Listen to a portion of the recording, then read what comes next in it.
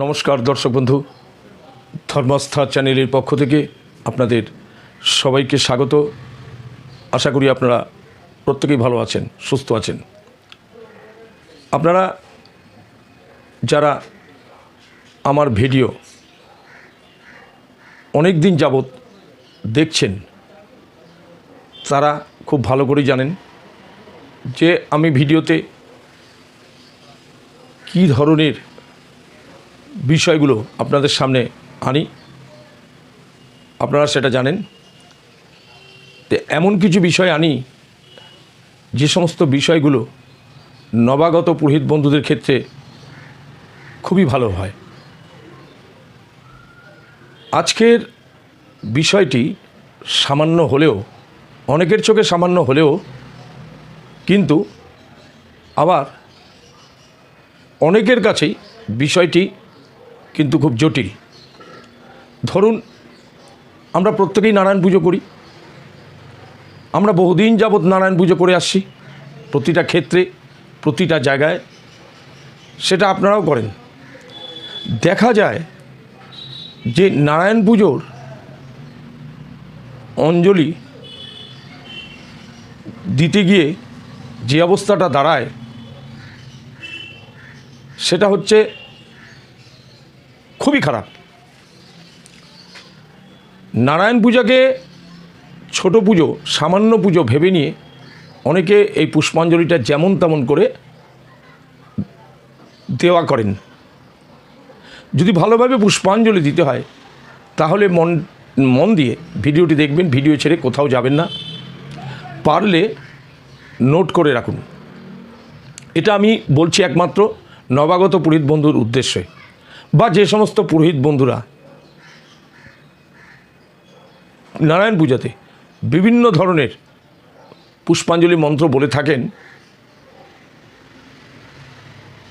তার মধ্যে আরেক প্রকার পুষ্পাঞ্জলি আমি এখন আপনাদের সামনে বলবো, বিষয়টি মন দিয়ে শুনবেন।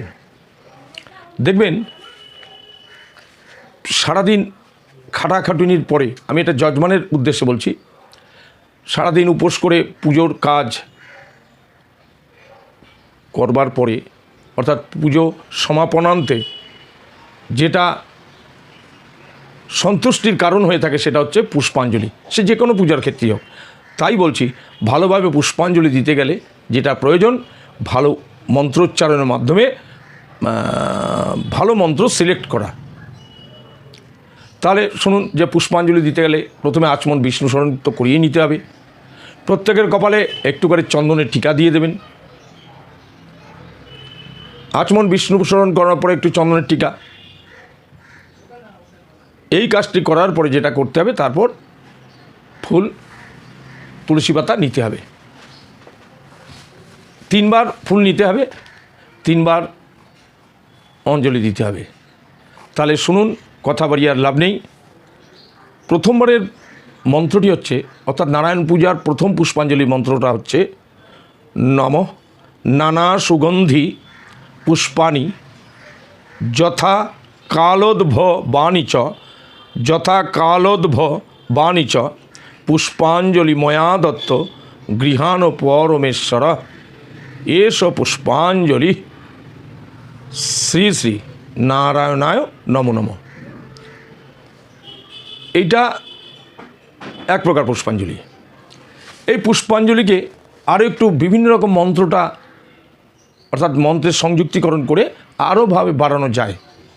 বলা যায় মঙ্গলম ভগবান বিষ্ণু, মঙ্গলম গরুড়ধ্বজ, মঙ্গলম পুণ্ডরিকাক্ষ মঙ্গলায় তনহরি।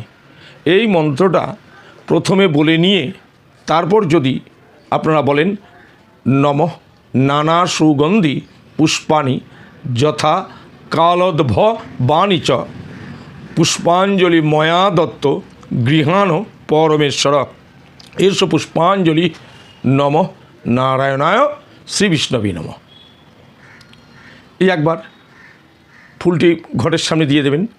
তারপরে আবার নমঃ মঙ্গলম ভগবান বিষ্ণু, মঙ্গলম গরুড়ধ্বজ, মঙ্গলম পুণ্ডরিকাক্ষ মঙ্গলায় তনহরি। নমঃ জন্ময়া ভক্তিযোগেন পত্রপুষ্পং ফলং জলম নিবেদিতঞ্চ নৈবেদ্যং তদ্গৃহাণা অনুকম্পয়া তদ্গৃহাণানুকম্পয়া এষ সচন্দন ভক্তিভাবযুক্ত পুষ্পাঞ্জলি নমো নারায়ণায় শ্রীবিষ্ণবে নমঃ।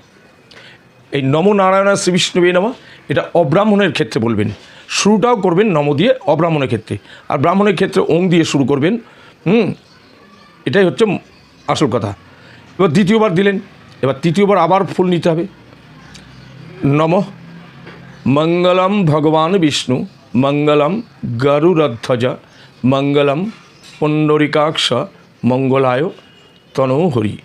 নমঃ জলে বিষ্ণু স্থলে বিষ্ণু বিষ্ণু পর্বত মণ্ডলে জালামালা কুলে বিষ্ণু সর্বং বিষ্ণুময়ং জগৎ এষ সচন্দন সভক্তি পুষ্পাঞ্জলি নমো ভগবতে নারায়ণায় শ্রীবিষ্ণবে নমঃ।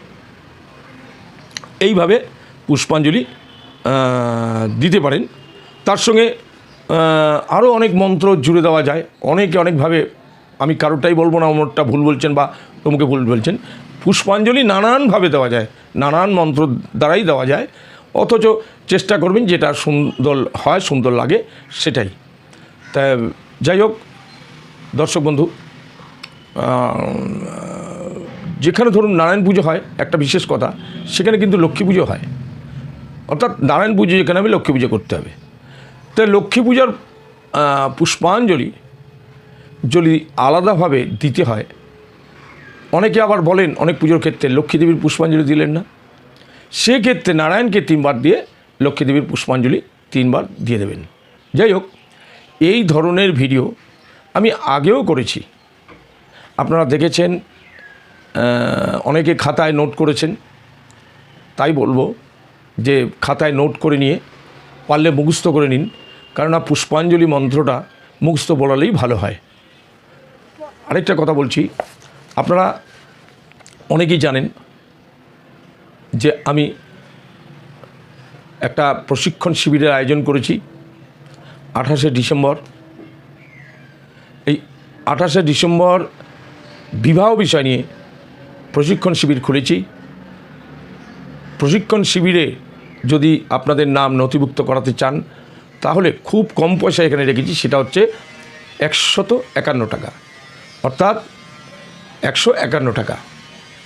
এর আগের বৎসরগুলো আমি প্রশিক্ষণ শিবিরের মূল্য দক্ষিণা রেখেছিলাম 301 টাকা, কিন্তু আমি তার অর্ধেক করে দিচ্ছি। কেননা এমন অনেক পুরোহিত বন্ধু আছেন যাদের এই পুজো অর্চনা করেই সংসার চলে, শুধুমাত্র পুজো অর্চনা, আর অন্যান্য কোনো দিক থেকে আয়ের কোনো রাস্তা নাই। তাদের কথা চিন্তা করে এবং নবাগত পুরোহিত বন্ধুদের উৎসাহ দিতে আমি এই পয়সাটি ধার্য করেছি।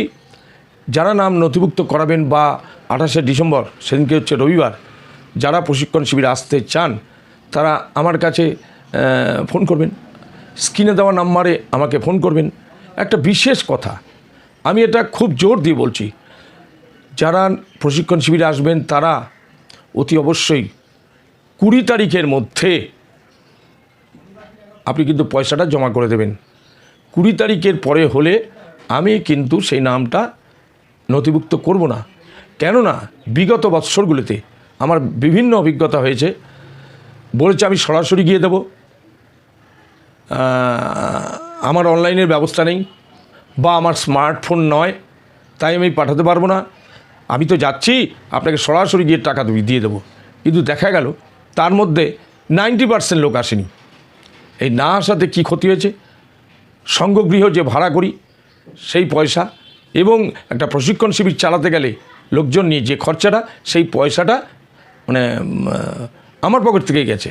খুব সামান্যতম পয়সা উঠেছে, যেটা খরচার 3 ভাগের 1 ভাগ। সুতরাং এরকম বহু ব্যাপার হয়েছে, খাবার দাবার নষ্ট হয়েছে। তাই অতি কড়া মনোভাব নিয়েই বলছি, বিগত দিনের তিক্ত অভিজ্ঞতা থেকেই বলছি, যারা আসতে চান, যারা আসতে ইচ্ছুক, যারা বিবাহ বিষয়ে প্রশিক্ষণ নিতে চান, তারা 151 টাকা দিয়ে আপনার নামটা নথিভুক্ত করাবেন। সেটা হচ্ছে 20শে ডিসেম্বরের মধ্যে। এবং আরেকটি কথা শুনে রাখুন, 50 জন না হলে আমি কিন্তু দরকার বোধে তারিখ পরিবর্তন হতে পারে। 50 জন এর নিচে আমি করাবই না, 50 জনের নিচে করাবো না। সুতরাং আপনারা চেষ্টা করবেন যত তাড়াতাড়ি আপনাদের এন্ট্রি ফি বা প্রবেশ ফি দিয়ে নামটা নথিভুক্ত করবেন। আজ তাহলে এখানেই শেষ করছি। নমস্কার, ভালো থাকবেন।